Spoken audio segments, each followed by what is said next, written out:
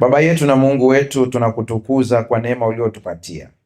Tunapokwenda kuangalia maandiko haya, mimi ninayewasilisha sio yangu, kwa hiyo hata sijui namna ya kufanya watu waelewe kama Roho wako hata nijalia. Mimi siwezi kuyafikisha maneno haya inavyotakiwa kama wewe hutaingia ndani yangu na kusema nao.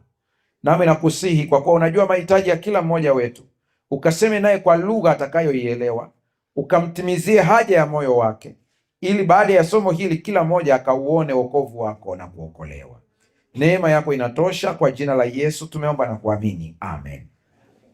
Niulizeni swali, kwani tuna watu ambao wanaandika mahubiri ili nijue spidi ninayoenda nayo naenda spidi gani?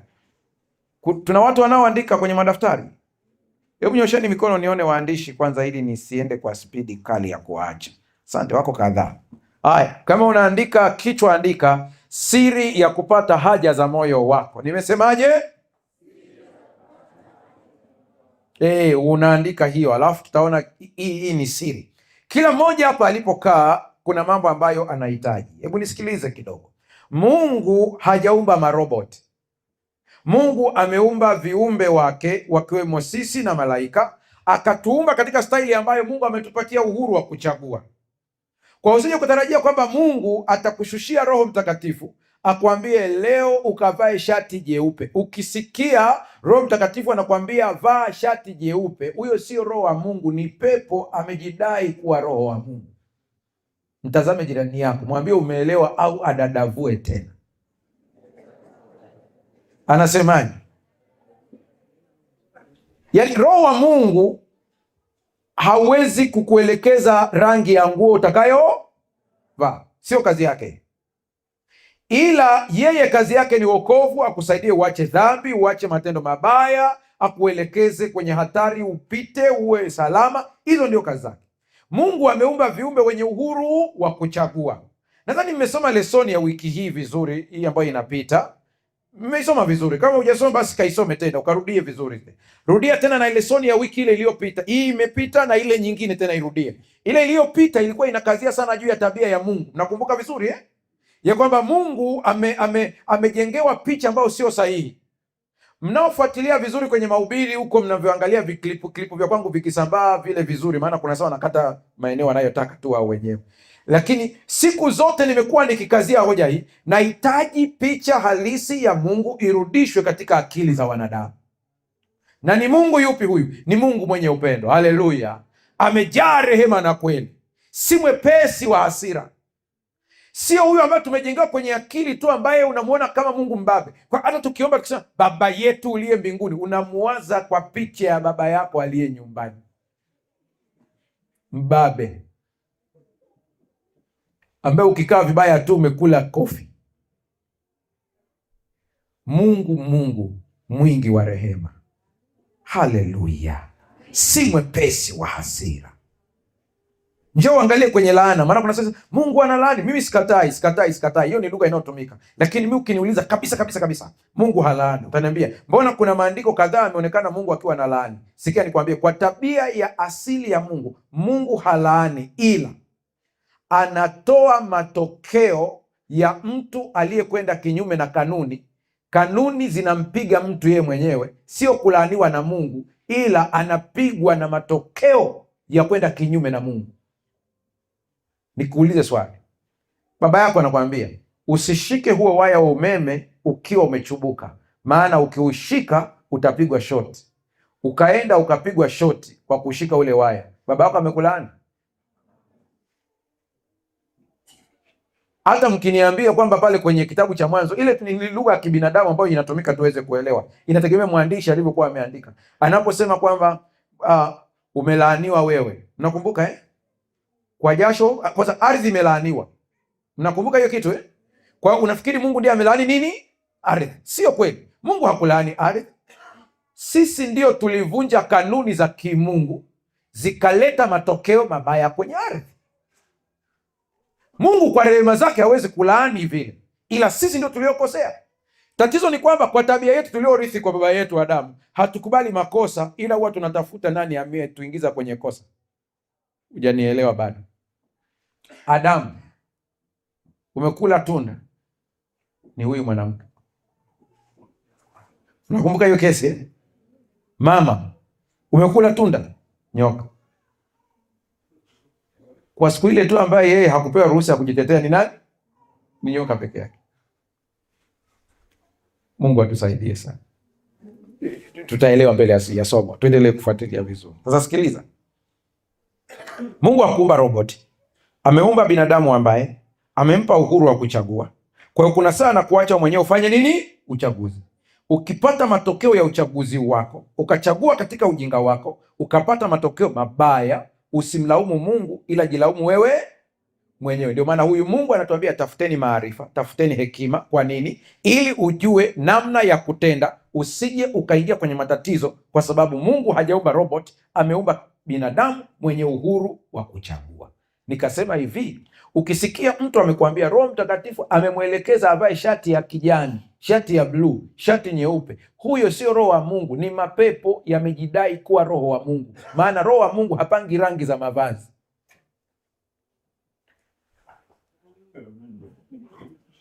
Tunaanza kuelewana sasa? Sio kazi yake hiyo.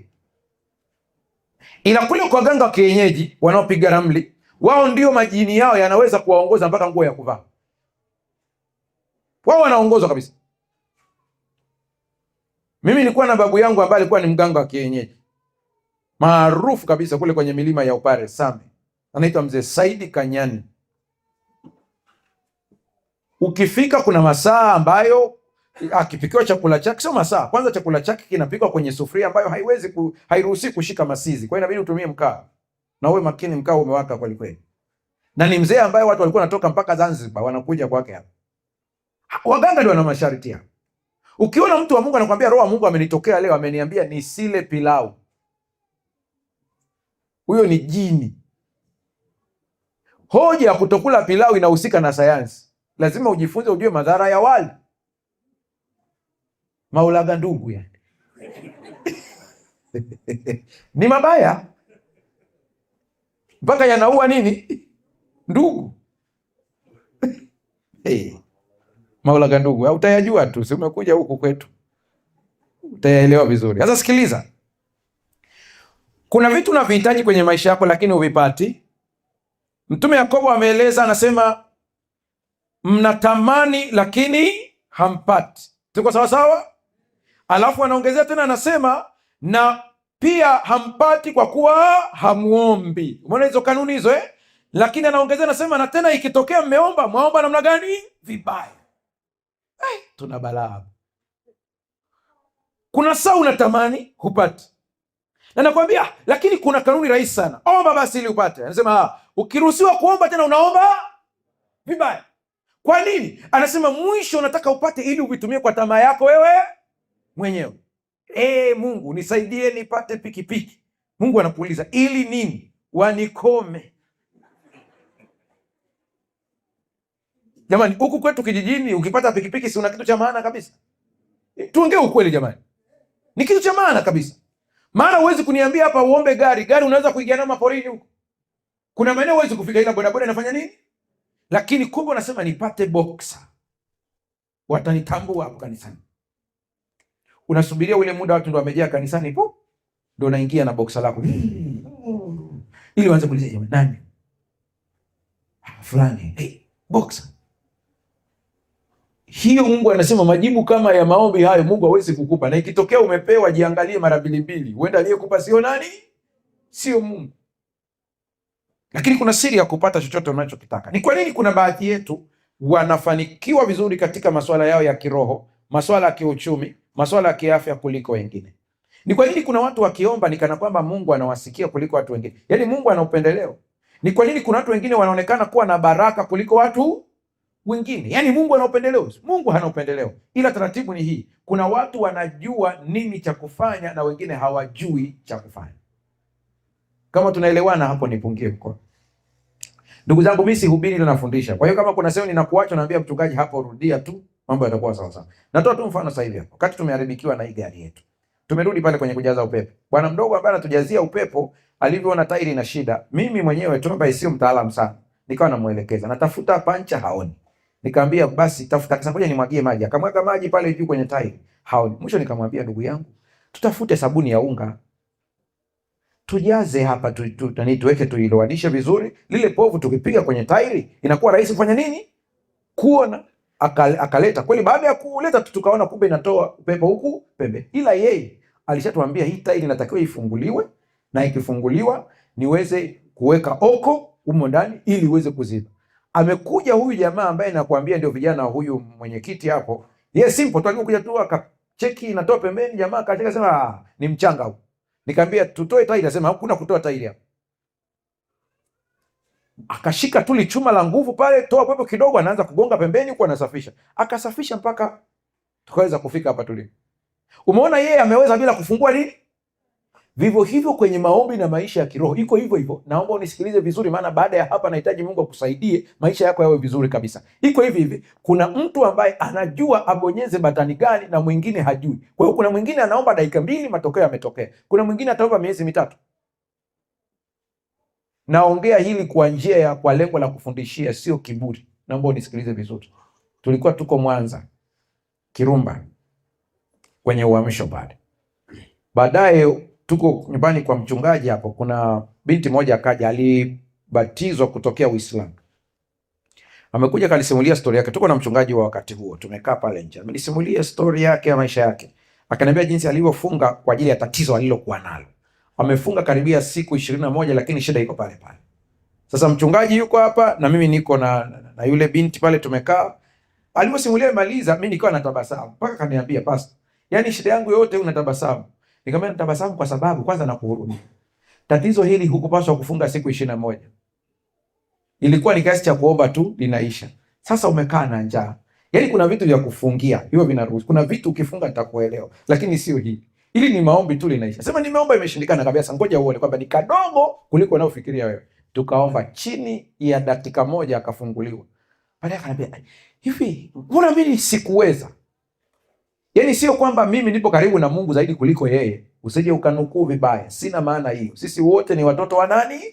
Wa Mungu. Lakini ni kwamba kuna kanuni ukizitambua maisha yanakuwa rahisi kuliko. Haleluya. Wewe na mimi wote ni watoto wa Baba. Na Mungu anatutazama kwa jicho. Tatizo ni kwamba unajua kwamba ukienda kwa Baba ubonyeze batani gani ili upate. Mnajua kwenye nyumba zetu, wale wa mama na wengine mnaelewa hii kanuni. Mnajua kwenye nyumba zetu tunalo wale watoto ambao tunaishi nao, watoto 4, 3, 2, nategemea wako wangapi. Mnajua wale watoto wana uongozi wao tofauti na nyie wazazi. Naongea na watu wa binadamu. Au hamjanielewa? Wale watoto wana uongozi wao, nyie hamuujui. Pale kuna mkubwa wao pale.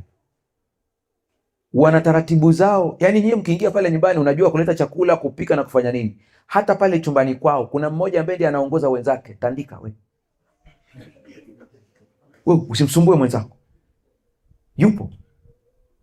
Na nikwambie wale katika uongozi wao wana vitu vyao na siri zao ambazo nyie hamzijui. Pale kuna mambo yanatendeka hapo ndani kwenye nyumba yako, hujui kabisa. Na hata ukiambiwa utagomba, wanangu hawako hivyo. Ila kwenye ile timu yao vinajuana vitu. Kwa fulani mbele ya wazazi wakija hapa mtakatifu. Sasa sikia hiki kitimu cha hao watoto hawa. Ili ujue kwamba wanawajua nyie kuliko mnavyofikiria. Wakihitaji jambo, wanajua kwa jambo hili tunalotaka tumtume nani akaongea na baba au akaongea na mama, linapita. Wanajua kabisa kuna fulani ukimtuma hapa halipiti. Kuna siku tu vina hamu ya kula kuku. Na vinaona kuku zinakatiza pale. Hawezi kusema, ila wanajua wewe. Nani mtume Magawa? Mtume Chacha. Mtume Elia. Sasa mnamwambiaje? Unashangaa Elia kanakuja tu kanacheza na baba yake pale, kanapiga baba. Nini unasumbua? Kuku tule angalau hata kasupu. Unashangaa tu baba anasema, mama fulani yule jogoo mkubwa yule naona kama kideri kinakaribia. Hebu mchinjeni. Kumbe wanajua kaelisha kakisema. Haleluya. Unaweza kunielewa sasa eh? Wanafunzi wa Yesu nao walikuwa 10 na ngapi jamani? Hata wenyewe walikuwa na kachama kao na utawala wao wenyewe walikuwa nao, na bosi wa wote alikuwa anaitwa Petro, ndio alikuwa kiongozi wao pale. Pakitokea jambo nasikia Petro ndiye anawaita. Wakiwa na ishu ya kuuliza, walijua nani atamuuliza Yesu nini kwa wakati gani. Kuna maswali ambayo Petro alikuwa haulizi, ila Yohana akiuliza anajibiwa na Yesu. Soma Biblia yako vizuri. Siku Yesu aliposema mmoja wenu atanisaliti, wakaanza, je, ni mimi Bwana? Sema sio. Ni mimi? Sio. Mwingine, ni mimi? Sio. Alafu Yesu haongei zaidi hapo. Biblia inasema wakampungia mmoja wao aliyekuwa karibu kwenye kifua cha Yesu. Ukisikia kifua cha Yesu, maana yake ni kwamba kuna kajamaa ambako kila Yesu anapokuwa kapo hapo hapo. Yaani kenyewe hata kama Yesu kuna kitu hataki kula, huwa anakapasia. Wakimkaribisha, mimi hii supu sini. Halo, malizi. Wanakajua kajamaa. Asema mpungi, wakampungia. Yeye alipouliza akapewa jibu. Kasomeni kile kisa vizuri. Asema akampungia mkono. Aliyompungia tule jamaa yuko na Yesu pale pembeni, akamgeukia akasema, Rabi, ni nani atakaye kusaliti? Wengine wote hawajajibiwa, ila kajamaa kakajibiwa. Yesu akasema, ni yule ambaye nitatowelea tonge na kumpa. Wengine hawakupata majibu. Akachukua akatowelea tonge, mkate kwenye juice, akampa jamaa, ndio akajua kumbe ndio huyu, ila hawakujua. Ndiko aka kajamaa ambako wakati wengine wote wamekimbia, kenyewe kalikuwa kanamfuata Yesu kwa nyuma. Siku ile amekamatwa, maana kanapenda kukaa kwenye kifua cha nani? Cha Yesu. Kila sasa amekamatwa, yuko na askari, unaendaje? Wakati kanamfuatilia nyuma, kakaonekana askari mmoja, akaona sasa, hey, wewe unafanya nini hapo? Kakakimbia.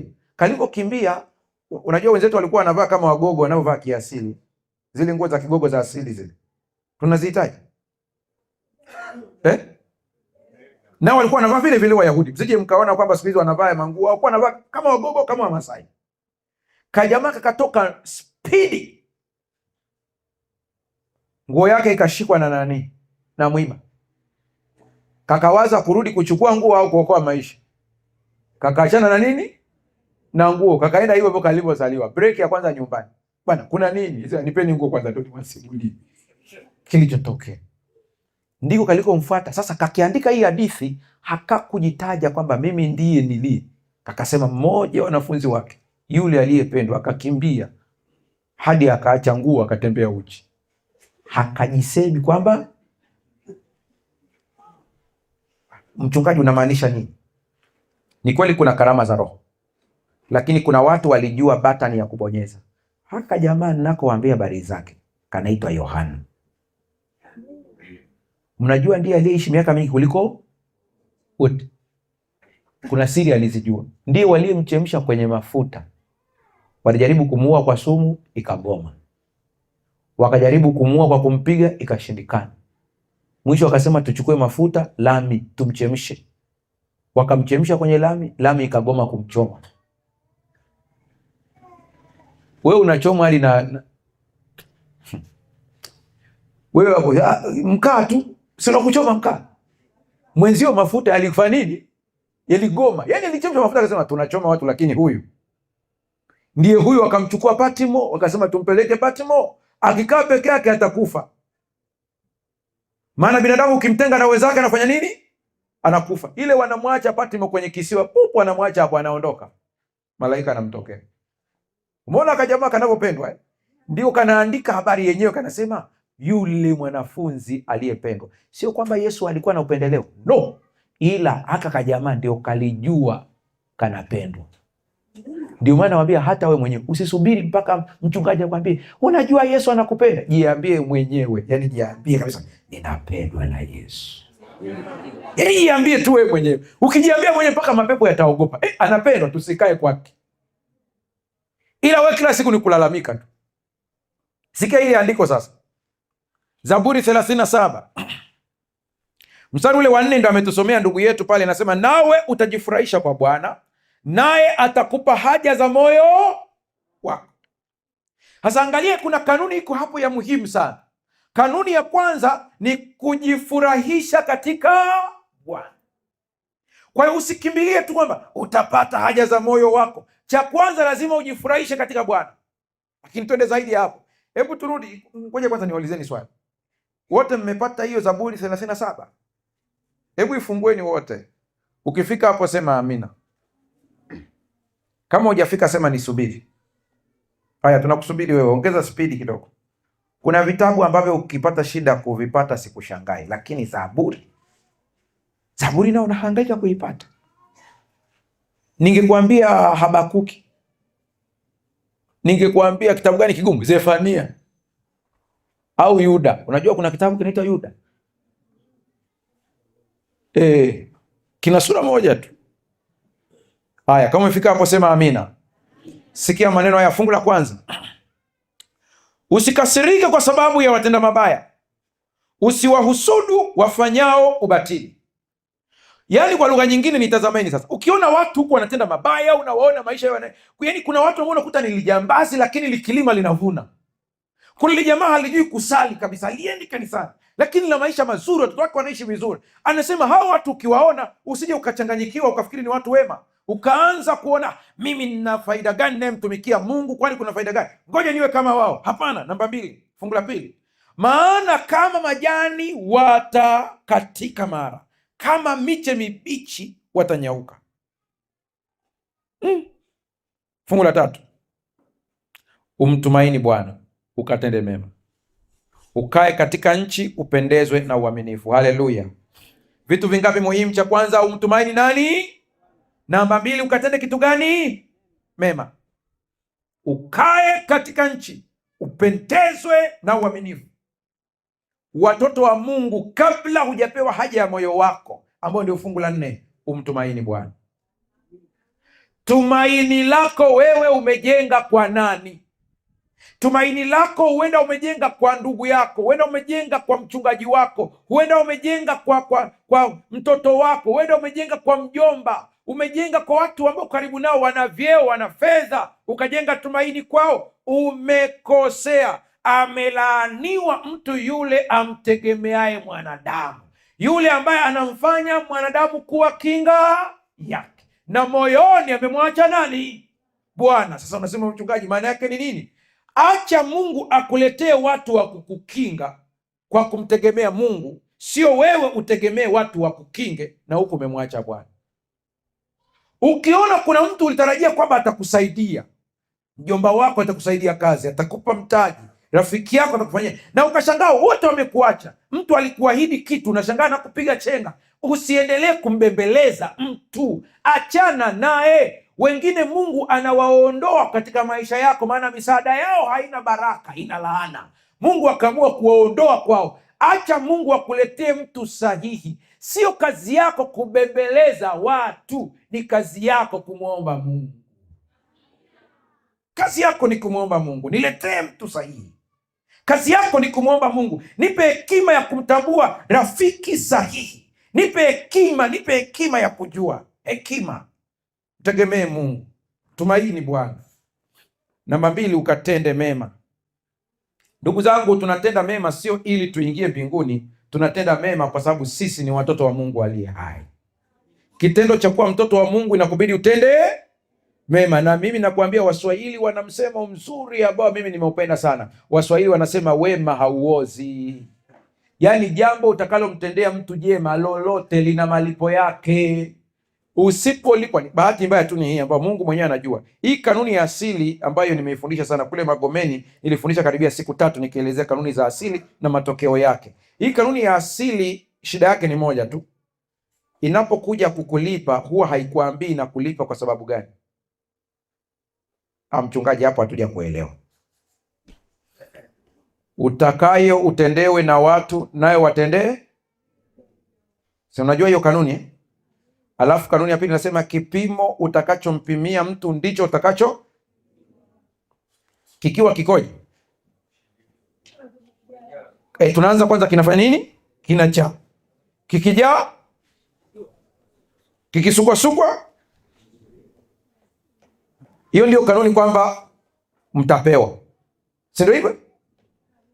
Ila haituambii kwamba hiki kipimo ni kwa mema tu, hiki kipimo pia ni kwa mabaya. Hujanielewa bado. Wapeni watu vitu. Hivyo vitu ameainisha ni vitu gani? Sasa iko hivi kanuni yake. Wape watu mabaya, nawe utapewa mabaya. Kipimo cha kujaa naku ndivyo watu watakavyowalipa mabaya vifuani mwenu.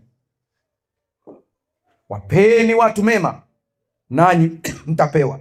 Kipimo cha kujaa naku ndivyo watu watakavyowalipa mema vifuani mwenu. Sasa nimekwambieni shida iko hapa.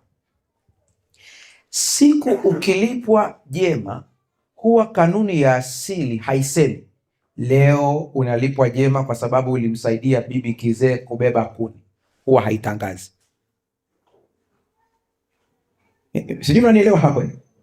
Ila utakuta automatic mema yanakujia. Asa shida tunasahau kwamba kuna mema ambayo tuliwatendea watu, kwa hiyo Mungu anafanya nini? Anatulipa. Hivyo pia unasahau, kuna saa unajikuta mbona napoteza vitu? Nilikuwa na buku 10 hapa, sasa hivi imeenda wapi? Uliweka tu mfukoni namna hiyo, ukashangaa imechomoka hiyo, mtu kaiokota. Ulisahau kwamba na wewe kuna siku uliona buku ya mtu kadondosha. Uliona tena dondosha, ukaangalia kulia,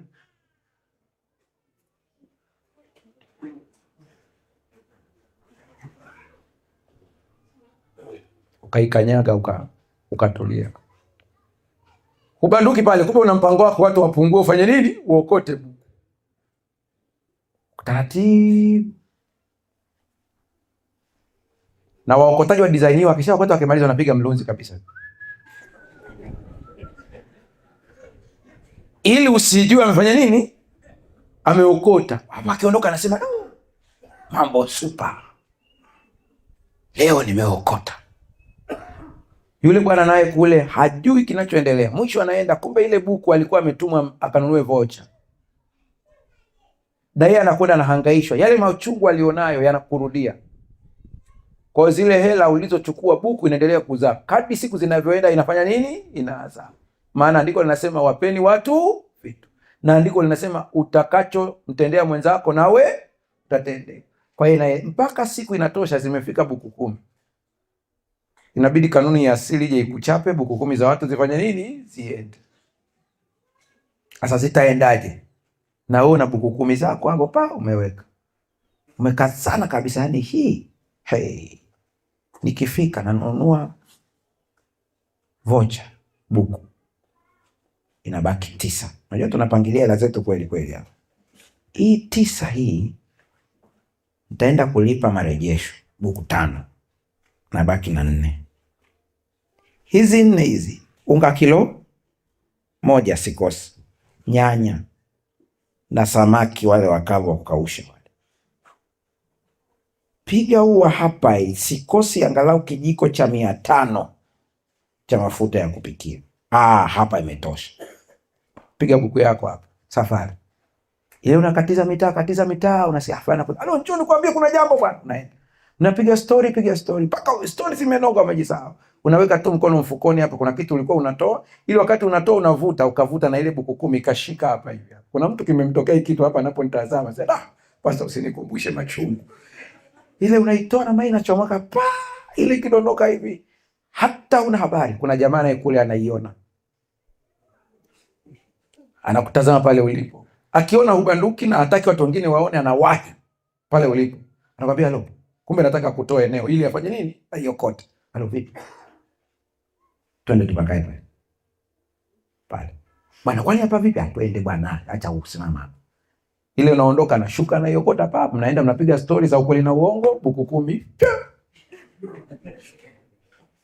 Ndio maana nakwambia umtumaini nani? Bwana. Alafu tenda mambo gani? Tenda mema. Ndipo anasema umtumaini Bwana, ukatende mema, ukae katika nchi, upendezwe na uaminifu. Haleluya. Ukiajiriwa, ukapewa kazi ya kibarua, ukaambiwa lima, na mmekubaliana na mwenyewe kabisa, amekwambia kutoka hapa hadi hapa, mmejadili mkakubaliana kabisa ni shilingi 30,000 kwa kile kilimo mliokubaliana. na akaondoka. Tenda kwa uaminifu, lima kama vile unalima shamba la. Ndio sababu kuna watu wengi unawakuta kuna pesa nyingi zinapitia kwenye mikono yao, lakini hazina matokeo, maana zina laana. Wewe uliona mwenyewe ameondoka, unapurapura tu. Ukaona hapa kote kuna majani, ukachukua udongo ukaufukia pale juu kwenye yale majani, ili mtu akija akiangalia juu anaona pamelimwa, kumbe nusu nzima umejaza udongo hapa. Baadaye unaondoka, unasema nimepata hela, mimi ni mjanja. Huo ni ujanja wa kijinga. Sheria ya asili inasema ulichomtendea na wewe utafanya nini? Utatendewa. Sasa unatendewaje? Usije ukatarajia kwamba utatendewa na wewe kwa kudhulumiwa shamba au kumpa kibarua kutendea vibaya. Kila mmoja analipwa kulingana na mazingira yake. Unaweza ukashangaa ukipata pesa tu magonjwa yanamiminika hivi. Magonjwa yanakuja sasa. Bana mimi napata hela lakini magonjwa yanamiminika. Yaani ile zikiingia tu anasema zimekuja yana ngapi? Ana 70,000. Tupigie mahesabu zile alizodhulumu watu kwanza. Haya. Alidhulumu kitambaa. Aliletewa na mteja ashone, akakata nusu, akabadika huko akamdanganya mteja. Okay, mahesabu ni kiasi gani pasema? Kile kitambaa thamani yake ni 10,000. Ilitokea tukio mwaka gani? Hizo ni sheria za asili zinahesabu hizo. Ellen White anasema huwa hazikosei. Hii tukio ni la mwaka gani? Anasema hii ilikuwa ni mwaka 2023 mwezi wa 6. Pigeni mahesabu kuanzia mwezi wa 6 mpaka sasa hiyo waliopata hela ni kiasi gani? Zingezaa. Basi malaika wanapiga mahesabu pale, malaika wameshika hapo wanapiga mahesabu. Kutoka hapa hadi hapa ni kiasi kadhaa. Na hapo ana ngapi mfukoni? Anasema ana 70. Na mahesabu mepiga ni ngapi? Anasema ingezaa ingefika 30. Haya kata 30. Sema tunaikataje hii? Mtoto wake akitoka hapo nje akitembea tu pap achomwe na mwiba. Akichomwa pavimbe. Pakivimba aende hospitali. Akienda pale wajaribu kumwekea dawa. Akiweka dawa paoze. Atakuja kupona wakati ametumia 35,000. Unashangaa 35 imekata papu na wewe unapona, mtoto anapona narudi. Sema. Zimebakia ngapi kule? Sema na 35. Zitumieni kwa boda. Kama unanielewa nipungie mkono. Mwisho unapiga mahesabu, nilifanya kazi kabisa nikapata 70,000. Imeishia?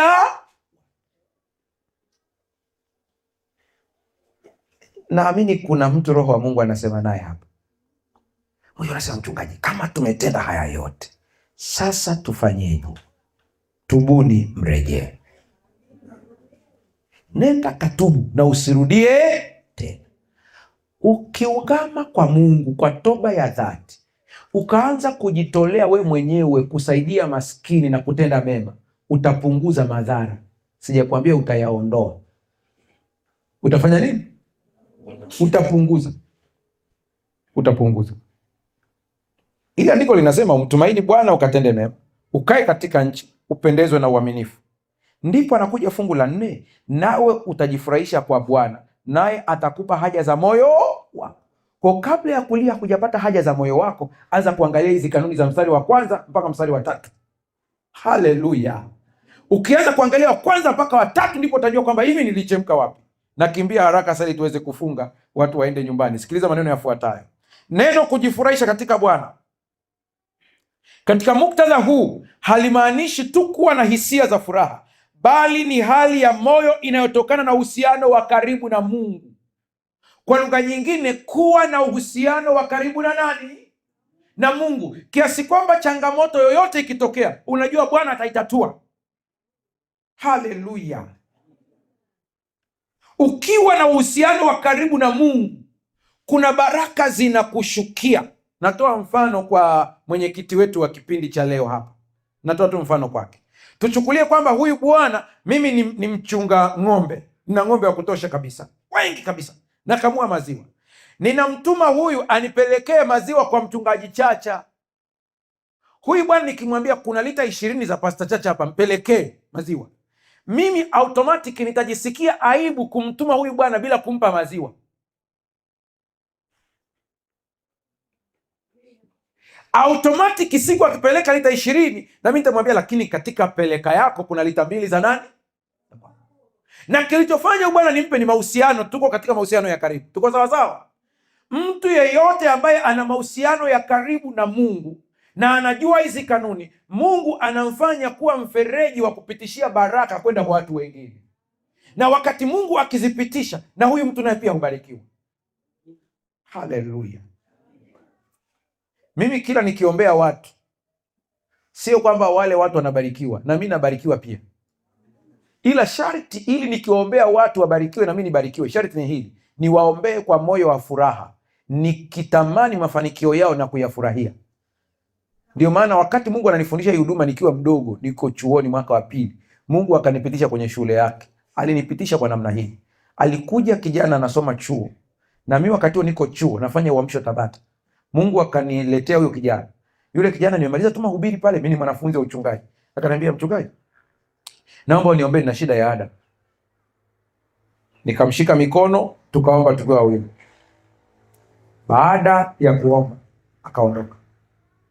Haikupita wiki, niko pale Tabata, anakuja, pastor, tumshukuru Mungu. Kwa lipi bwana? Ulivyoniombea tu pale nimepata ada. Tunamshukuru Mungu. Mimi moyoni namwambia Mungu, na mimi nina shida ya ada baba, mbona mimi unikumbuke? Na mimi nilikuwa na shida ya ada hivyo kama yule bwana. Kumbe Mungu alikuwa ananifundisha kwamba nitakupa karama, utawaombea watu, ila nataka ushinde wivu. Haleluya! Sasa na mimi nikwambie nabarikiwaje sasa. Wewe unione hivi, uniache hivi. Nikiona watoto wa Mungu wamefanikiwa kiuchumi, kielimu, yaani nikipita huko katikati nikiona matokeo, anaambia pastor, angalia hii duka langu Mungu amenibariki, ninapata raha kutoka hapo, kuna baraka. Ila ukiona mwenzako anakuja anakuambia, hey, Mungu amenitendea muujiza, nimenunua pikipiki, huko roho kanauma, laana.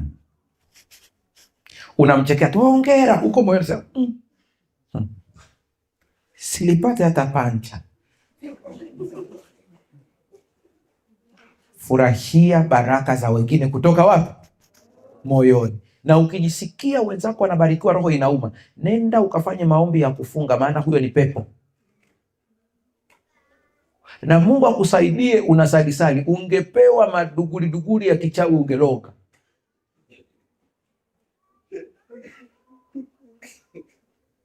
Ndio maana wachawi wa kule milima ya Upare kwetu kule walikuwa waruhusu kutoa uchawi kwa vijana. Wanasubiri ndio wana umri mkubwa ndio anapewa uchawi. Wanasema ukimpa kijana atasumbua wenzake. Sikilizeni waambie, unajua walio wengi mmekosa baraka za Bwana kwa sababu ya roho ya wivu. Hufurahii maendeleo ya mtu, na ukitaka ujue tuna wivu ila tu tumeukava kwenye vazi la Kikristo. Nenda ukaangalia afuatayo. Aje mtoto hapa wa ndugu yetu katika Bwana ana shida ya ada, ipitishwe bakuli ya kumchangia ada, utaona hela ambazo zitatoka. Ila aje mtu hapa sema, jamani, tuna harusi ya fulani, tunahitaji kuchangia, tutachangia kweli kweli. Yaani tuko tayari kuchangia harusi kuliko ada. Kisa ni nini? Tutakula. Kwenye ada unasema, kwani akifanikiwa mimi nitakula? Unashindwa kuelewa huyu ambaye leo unamhudumia anaweza asikulipe wewe, lakini akalipa wajukuu zako. Haleluya! Baadhi yetu msituone tunatembea hapa, tunatembea kwenye baraka za bibi zetu, babu zetu waliopita. Wengine hapa kuna maombi ya bibi yako, babu yako aliomba kwa ajili ya ukoo wake. Yeye yuko kaburini, alishakufa zamani kabisa, lakini majibu yake mnayafurahia nyinyi. Unaanza kunielewa sasa? Tenda wema, sio lazima utokee wakati wako, unaweza kutokea wakati wa kizazi chako cha baadaye. Tenda wema. Kujifurahisha katika Bwana sio hisia, bali ni kuunganika na Bwana. Haleluya! Lakini pia kuna kumfurahia Bwana ambao kunahusisha mambo yafuatayo. Namba moja, ili uweze kumfurahia Bwana na kumfurahisha Bwana, namba moja, mweke Mungu kuwa wa kwanza. Haleluya! Mweke Mungu kuwa wangapi? Wa kwanza. Andika Mathayo 6:33. Hii andika, tutaisoma kwa muda wako. Tafuteni kwanza ufalme wa Mungu. Namba mbili, kumbatia uwepo wake ili uwe na mahusiano na yeye. Kila wakati ukisikia ibada inafanyika, nenda katika ibada. Jipangie ratiba ya ibada. Sasa hivi tunaanza juma la uwakili hapa kanisani kwetu. Si ndio hivyo mchungaji? Tunaanza hapa. Hakikisha unahudhuria. Tunamaliza juma la familia, hakikisha unahudhuria. Tunaweza kumfurahia Mungu kwa kumtafuta kila siku kupitia maombi, ibada na kusoma neno lake.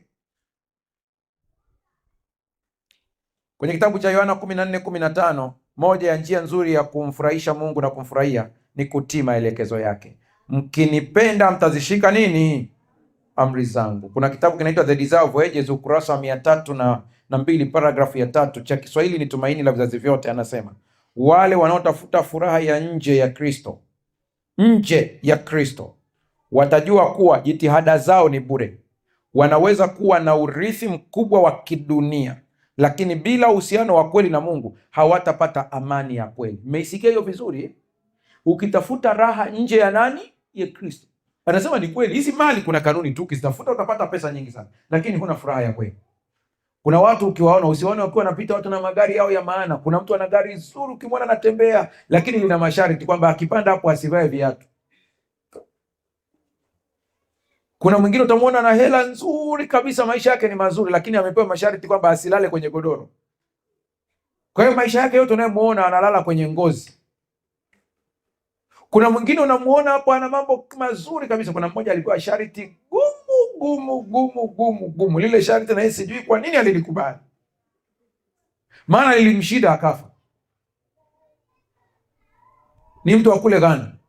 Wanasema jamaa alipewa utajiri mkubwa, alienda kwa mganga kule, kuna mambo mengi aliambiwa, lakini akamwambia mimi na nasikia watu kila wakija hapa wanapewa masharti ya kutoa kafara watoto wao, sio na ndugu zao wa karibu ndio wapate utajiri. Sasa mimi sitaki. Yule bwana akamwambia ukisikia tumewapa masharti watu kuoa watoto wao ni kwa sababu kuna masharti mengine wameshindwa.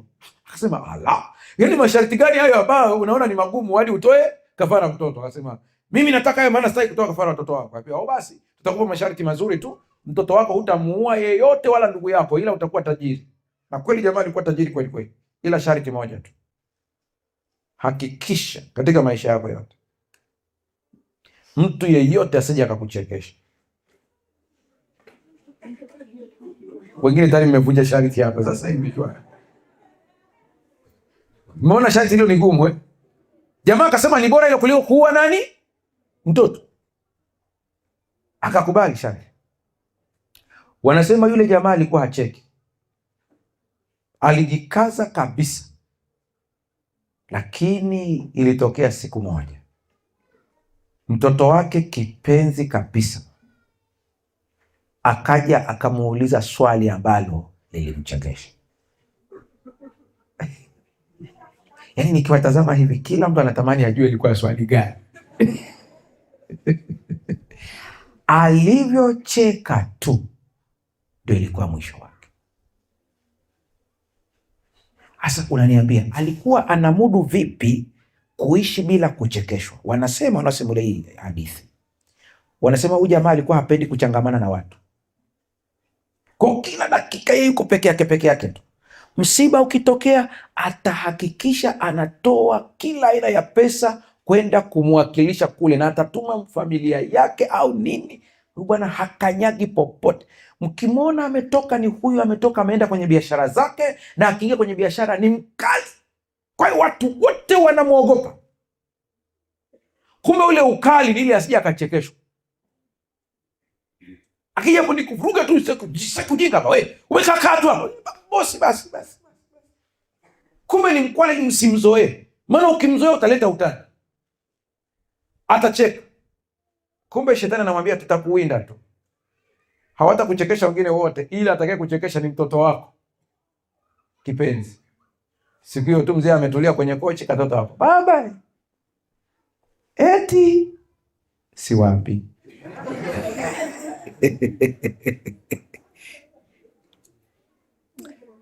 Ndugu zangu, huwa nawaambia vijana, hata nikiongea nao nawaambia shetani hata kama akukumbatie akupige busu, lengo lake ni ili akuue.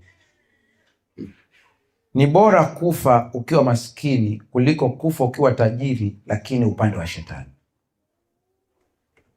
Ni kweli Mungu analeta baraka, lakini acha baraka zije kama anavyopenda Mungu, sio kama unavyotaka wewe. Mtu mzima na akili zake unakwenda kuogeshwa barabarani usiku. Maana mganga amekwambia ili mkosi uishe itabidi uogeshwe usiku njia panda, na akili zako zote mtu unaenda hapo njia panda hiyo. Unaambiwa masaa ni yale ambayo hakuna watu wanaokatiza. Kwa hiyo saa ngapi? Saa 8. Unaambiwa vua nguo zako, na vua nguo, maji analeta pale, unaogeshwa. Ile unaogeshwa tu, gari inapita. Uliniambia haya masaa hakuna watu. Ilibidi tu uogeshwe haya masaa. Shetani anadhalilisha. Shetani anadhalilisha. Unajua Mungu hafanyi hizo tabia. Mnakumbuka siku Yesu alivyoletewa mwanamke aliyefumaniwa akizini? Jamani, mnakumbuka hii hadithi? Yesu alisimulia dhambi zake? Hakuna hata. Alichofanya tu, aliwatazama yale majamaa yote yaliyojidai yana haki, ndio matakatifu yale majamaa. Yesu aliangalia, akajua matendo yao yote, mmoja baada ya mwingine. Yule mama alikuwa anafanya biashara ya kujiuza, ndio ilikuwa biashara yake. Yesu aliwatazama wengine, kuna ambao mpaka walimkopa. Alikuwa anaona pale wako. Alichofanya tu akasema, ukamwambia, mwalimu, wewe unasema nini juu ya mwanamke huyu aliyefumaniwa akiwa nazini? Ujue ni wanafiki wale jamaa, wanamfumania mwanamke anazini, ila mwanaume si unafiki huyu. Mwanaume yuko wapi? Mwisho Yesu akasema, mnasemaje sasa? Torati imesema apigwe mawe. Wewe unasemaje? Yesu akasema, mimi asiye na dhambi awe wa kwanza kumpiga huyu mwanamke. Akatazama tu chini, akaanza kuandika. Wanazuoni wanajadiliana Yesu alikuwa anaandika nini, hakuna anayejua mpaka leo.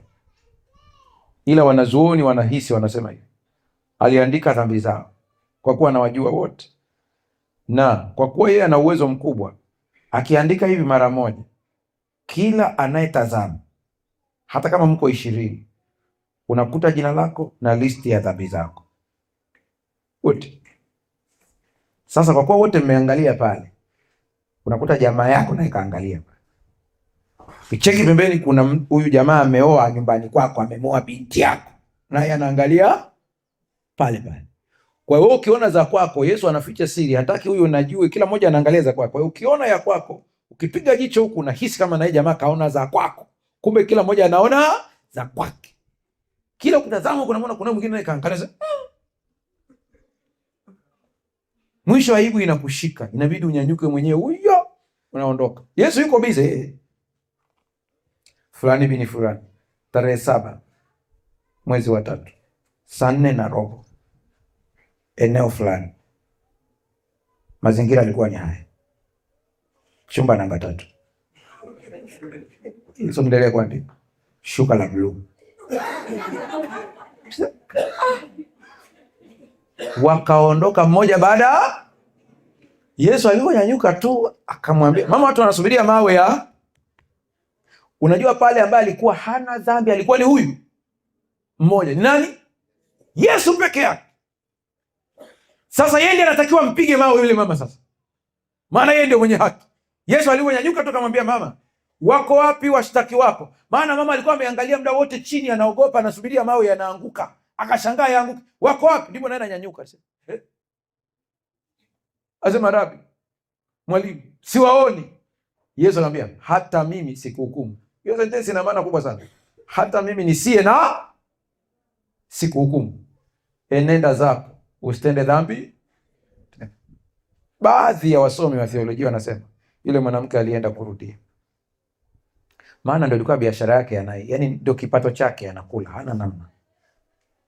Bado wanabishana wanazuoni, ila kama ni kweli wanavyodai, kama ni kweli, wanasema ndio huyu alivyoenda tena siku nyingine akamkuta Yesu yuko kwa Simon aitwaye Lawi. Alipomuona tu Yesu pale, yule mama akamtazama Yesu naye akamwangalia. Walipotazamana macho, akakumbuka tukio. Mwisho akasema, hivi atanisamehe tena. Walipotazamana, Yesu akaonyesha macho ya msamaha. Haleluya, haleluya. Umtumaini Bwana. Kujifurahisha katika Bwana ni kuungana na Bwana, ni kutenda mambo yanayompendeza Bwana, ni kuishi mazingira ambayo yanampendeza Bwana. huwezi kuniambia unajifurahisha katika Bwana ukivuta bangi. Bangi itakupa raha ya muda, lakini itaharibu afya yako. Pombe itakupa raha ya muda, lakini baada ya hapo imeharibu ini. Na watu wanajua kujitetea. Unamwambia ndugu yangu, pombe hii inaharibu ini. Mmoja akasema, nani ambaye ulisikia anafanya biashara ya maini kaburini? Hakuna. Niache hiyo. Tumbaku itakupa raha ya muda, lakini nakuongezea matatizo. Raha ya kweli ipo katika kumjua Yesu Kristo. Hivi Mungu anatoa kila tunachotamani? Hapana. Wewe unampa mtoto wako kila kitu anachotaka, unampa tu. Mtoto akitaka pipi mpe, anataka, unafanya hivyo wewe? Hapana. Mungu hatoi kila tunachokitaka, la. Walakini wakati mwingine Mungu anatupatia kile ambacho ni sahihi kwetu. Haleluya! Kuna tofauti kati ya Mungu kutupatia tunachokitaka na kupewa kilicho sahihi. Kama Mungu angejibu kila aina ya maombi tunayomuomba, tusingekuwa hapa leo. Nakupa mfano. Unaomba ombi la mtu aliyekutendea mabaya, kwamba Bwana umchape, umvunje miguu yake, watoto wake wawe laana. Si ndio unaloomba hilo? Kumbuka kanuni inasema unachomfanyia mwenzako Kwa hiyo ina maana kama watoto wake watakuwa laana, wako pia wawe nini? Laana, tena kwa kipimo kilicho.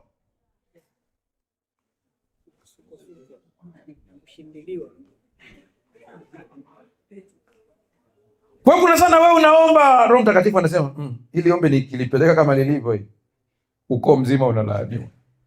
Anakuja tu analiondoa pia. Ndio maana mwisho mapenzi yako yatimizwe. Haleluya.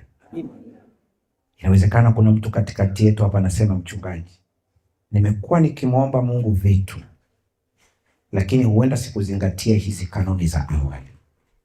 Kuanzia leo namtumaini Bwana yeye peke yake. Haleluya.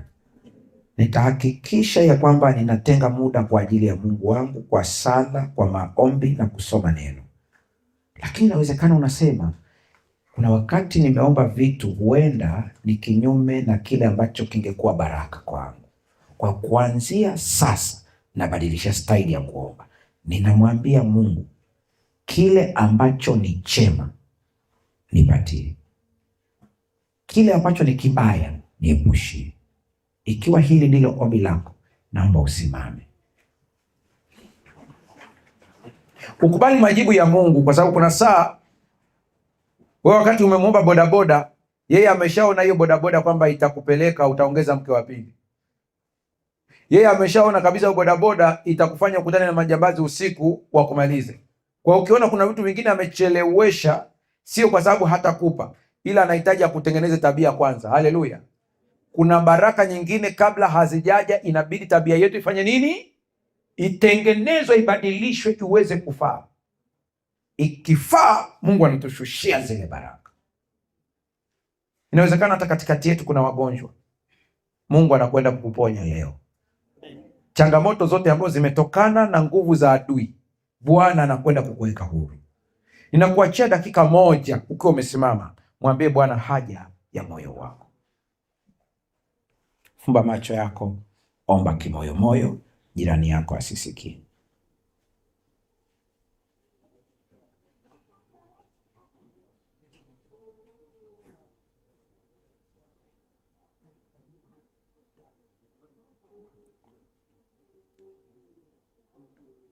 Endelea kuomba ndani ya moyo wako.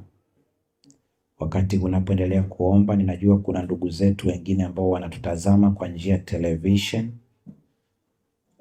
Na wewe omba kimoyomoyo kwa mazingira uliopo pale. Omba hekima ya Mungu ya maombi. Omba kuungana na Bwana. Omba Roho Mtakatifu akufundishe kuomba kwa usahihi. Omba kutengeneza tabia ili uandaliwe kwa ajili ya baraka zilizoko mbele. Omba hekima ya Mungu. Baba, katika jina la Yesu, ninakushukuru kwa ajili ya siku hii ya leo.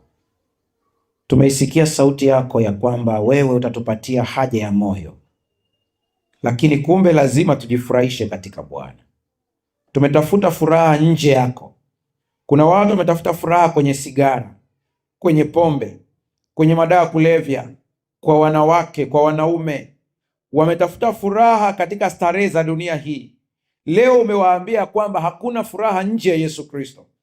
Wafundishe kurejea karibu na Yesu Kristo. Wafundishe kuomba, wafundishe kusoma neno, wafundishe kufanya ibada. Katika muunganiko huu kuna furaha ya kweli inayopatikana.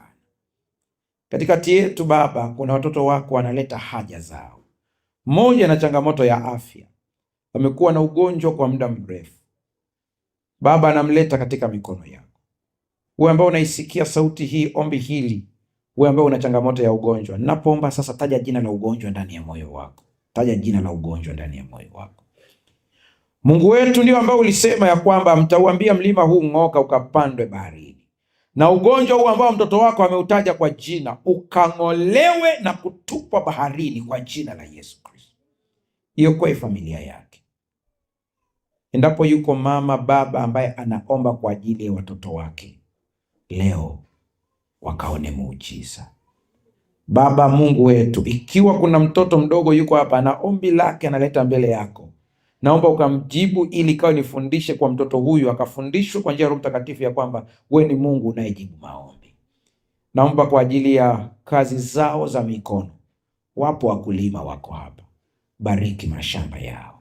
Wako wafugaji wako hapa, bariki mifugo yao. Kuna wanafunzi wako hapa, bariki elimu zao. Ninakusihi ukabariki wafanyakazi walioajiriwa serikalini, walioajiriwa kwenye mashirika binafsi. Wape neema ya kukubalika kwa wakubwa wao. Wale wa kupanda cheo ukawapandishe vyeo, lakini wale ambao wanapitia changamoto na vita mbalimbali katika maeneo ya ajira ukawatetee. Nami nakusihi, ikiwa kuna yeyote ambaye anapopokea mshahara au malipo yanaingia kwenye mikono au mifuko iliyotoboka toboka, kuanzia leo neema yako ikamfunike, akaanze upya na kuzishuhudia baraka zako.